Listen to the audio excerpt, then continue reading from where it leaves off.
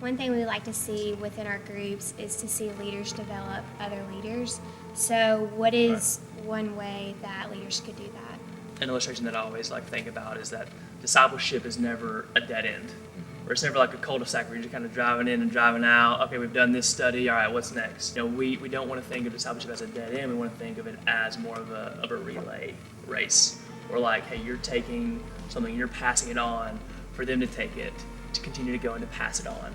And so to be multiplying leaders and developing them. And so, I mean, I guess in your group, as you're kind of thinking about your group, try to identify maybe, 2 to 3 people that maybe they show leadership skills. They just, that doesn't mean that they always have the right answer. They talk a lot. That doesn't necessarily mean they're a good leader, but they have leadership skills and they're spiritually mature, and you could kind of see them maybe in the future. Hey, I think you could potentially be a small group leader one day, and just begin to develop them and pour into them, and let them maybe even take some of the responsibility in the group, maybe let them lead discussion one week and begin to develop them and pour into them.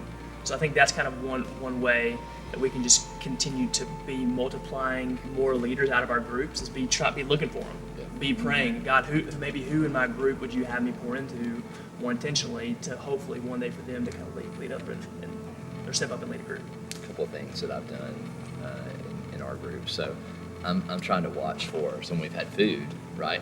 I'm trying to watch for who is intentionally waiting last to get their food, because typically that person has an awareness of allowing others to go ahead. I'm listening for insightful answers in group time. I can remember having one conversation with a guy who I basically pulled him apart, kind of pulled him away from the group later on, and just said, "Hey, listen." He talked a lot, kind of a funny guy, and I just said, "Hey, man, you're going to be perceived as who you want to be perceived to. So if you want to be perceived as this kind of funny, jokester all the time, well, then that's what you're being perceived as. But if you want to be perceived as a serious leader, begin to act in a way that is indicative of what you want to be. Not necessarily where you are right now, but what you want to be." And so I can just remember having that face-to-face conversation with him because I saw leadership in him, but I also saw some maturity that needed to happen.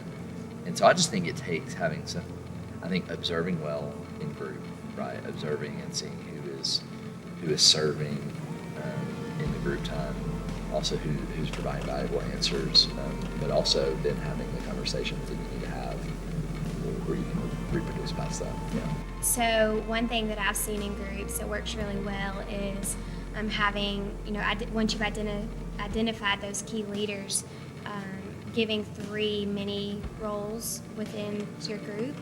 So maybe someone who creates a missional opportunity, letting them take ownership over that and roll with it, and then another person to record prayer requests and send it out to everyone in the group, maybe just so that everyone has that if you weren't there that night. And then another one is someone to host things, so kind of like a planner, so that hosts events outside of groups. So it's not all on the leader, but you're developing many leaders within that group. Yeah, and I think you can lead. I think you can let students lead. You've done that before, right? In class, you just let students lead, right?